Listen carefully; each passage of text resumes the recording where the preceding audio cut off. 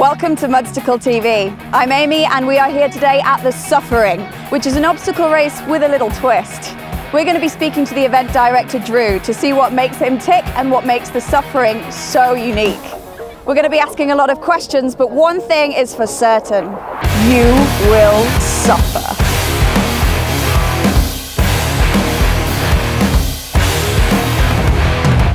I'm here with Drew and Richard, who run the Suffering Race Series. How long have you guys actually been in the whole game of obstacle racing? Well, it's been about 4 years now. So yeah, we're coming into season number 4 now. What made you want to start your own race brand? Ooh, good question. So the reason that I started the Suffering in the first place was because I'd run a couple of obstacle course races and they were all like, well, we're the hardest thing out there and this, that and the other, and you go and run it and then you came back and you were like, I could probably do that 5 times over. So I kind of felt like there was a bit of a gap in the market there. So we came in trying to create something which was A, affordable, 2 was a solid, really, really good brand, and 3 was a really, really good race.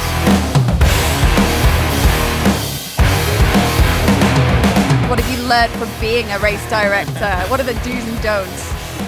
I'd say that firstly, I mean, the big there is you can't organise everything.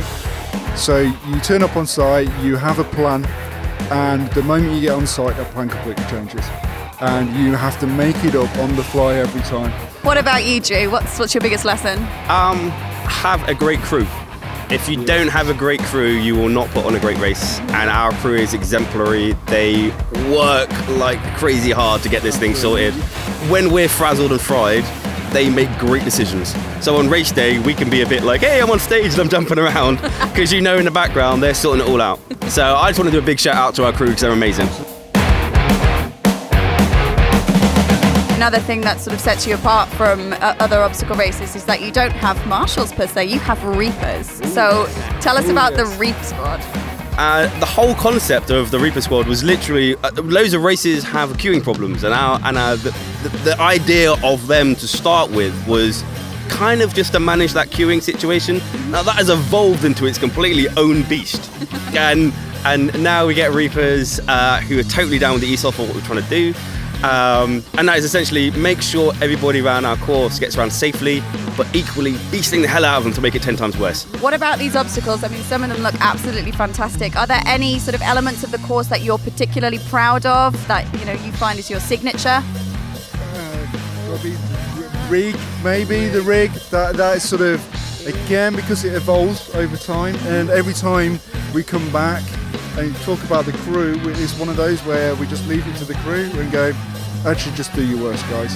And we just come back and go, oh my God, what have you done? Yeah. Can you actually do that? And it's like, yeah, can do it. Right, great. That's what we want. Yeah. And that's what we love about this rig. It is dynamic. We can move it around. We can change it around. Yeah. And it is standout. Really is standout for us. Thank you so much, both of you. And I think we're going to go and have a look at some of your obstacles now. Enjoy. All right, let's go.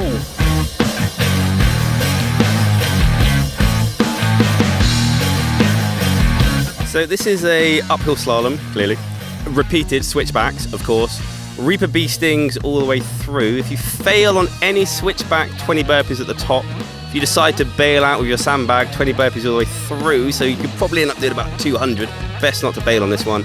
Tell me about those walls. So yeah, I mean, the walls aren't that big, but once you add in the slope as well, it all kind of equals out. So you probably end up about here. You've got to hike up that sandbag to a higher level than yourself.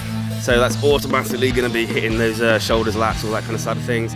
So yeah, it's just brutal, and we really like it. It's not an ordinary slalom. This is one of my favourites because I love basketball. So we just have a little basketball hoop on a little bit of a ridge here, so we can catch the balls and they roll down. That's all nice. We do tend to put the line where you throw it quite far back. Oops. Do you think that the Suffering is an accessible obstacle race for everybody, for new people to try it?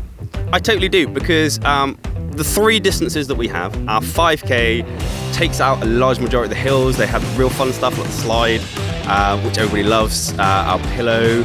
A lot of the stuff is like there are carries in there, but they're with lighter stuff. We have all ages, old, young, it's amazing. We've even got a kids run here. So, and the kids run does do quite a lot of what the 5Ks do.